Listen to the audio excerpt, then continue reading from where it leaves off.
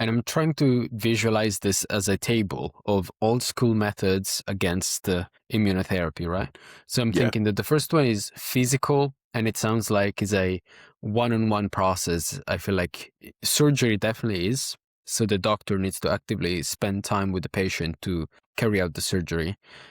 And then we have the costs, and then we have, to some extent, the passive work that gets done. If you do a surgery, there is no passive work that gets done. You need to rest, but the cancer doesn't get cured while you rest.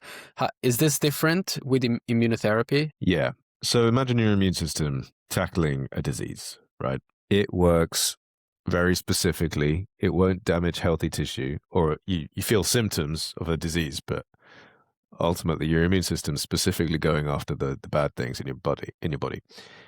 And when you get an infection, you're then immune to it. So your body learns that it's been infected or damaged by this, whatever it is, an infection or a cancer that's been inside its body, and it creates a memory. So you've got memory cells in your lymphatic immune system, and they're basically waiting there to reactivate really quickly if they ever see the same thing happen again. So your immune system is kind of primed to go after the same thing if it ever comes back. So, and by the way, your immune system is constantly hunting for cancer. Like, we have many, many anti-cancer mechanisms inside our immune system as naturally, just innately in us. Although that's a bit of a funny word to use in immunology, innately, because innate is one part of the immune system and adaptive is the other.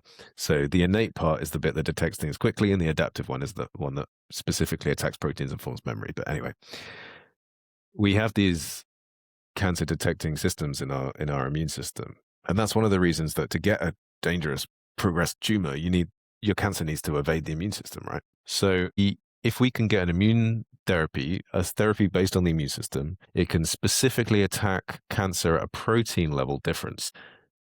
The cell could be identical to a healthy cell apart from having one tiny mutated protein on it, and we can target that protein specifically. It's a way to really accurately and specifically target things that we could never even, you wouldn't even be able to see the difference of the two cells apart from that. And then you can also have a long-lasting memory that lasts for a long time after the treatment and protects you going forwards. Not with every single immunotherapy, because this is probably quite a big field that works in lots of different ways, but for some of them, you can have memory.